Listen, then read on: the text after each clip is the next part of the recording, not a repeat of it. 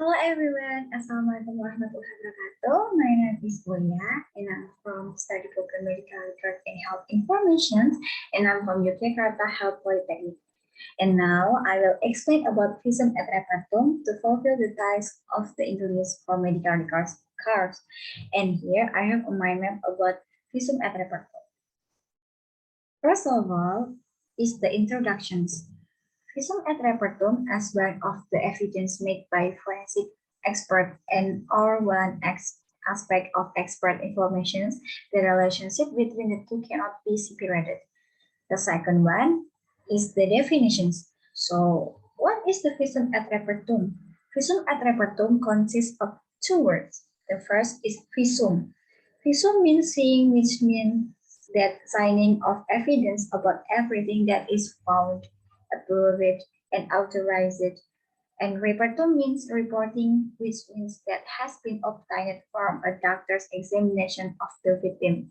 So when combined, visum et repertum is a writing report for the interest of the judiciary at the request of the authorities. Made by all doctors, something is seen and found on the examinations of evidence based on the oath at the time of receiving the possessions and based on his best knowledge.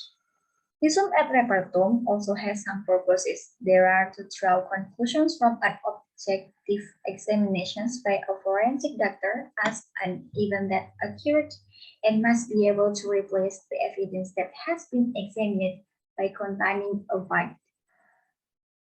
Okay, next we move to form and content about Visum et repertum. The first is per justitia at the top to fulfill judicial requirements, substitute stem dati. The next is visum et repertum, stated the type and evidence are substituted for evidence. The next one is introductions, contains the identity of the patients who produced the postmortem et repertum, the identity of the request for postmortem et repertum, the time and place. The next one is news coverage or the result of an examination, contains everything that is seen and found on the evidence examined by a doctor with or without follow-up examinations.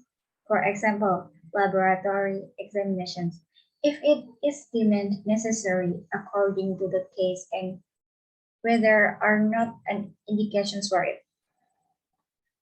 The next is conclusions, contains the essence of the coverage or result of the examinations, which is accompanied by the opinion of the doctors concerned in accordance with the knowledge and experience they have. And the last but not least is closing, which contains that statement that the postmortem report was made on the oath of the doctors and according to the best on the true knowledge. Okay, the next one is the type of visum et repertum. Visum et repertum has too much the type. The first is visum et repertum for living people. This type is distinguished in number one, regular visum et repertum. This postmortem report is given to the request part or investigator for victims who don't need further treatment. Number two is temporary visum et repertum.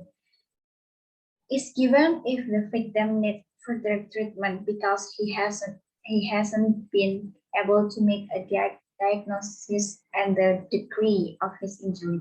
If cured, a further postmortem report is made. Number three is continued visum et repertum. In this case, the victim doesn't need further treatment because he has recovered, moved to another doctor, or died. The next, the type of the visum is visum et repertum for the dead or corpse. In making this postmortem report in the case of a dead victim, the investigator submits a written request to the forensic medicines for a postmortem examination or autopsy. The next one is visum et repertum at the crime scene.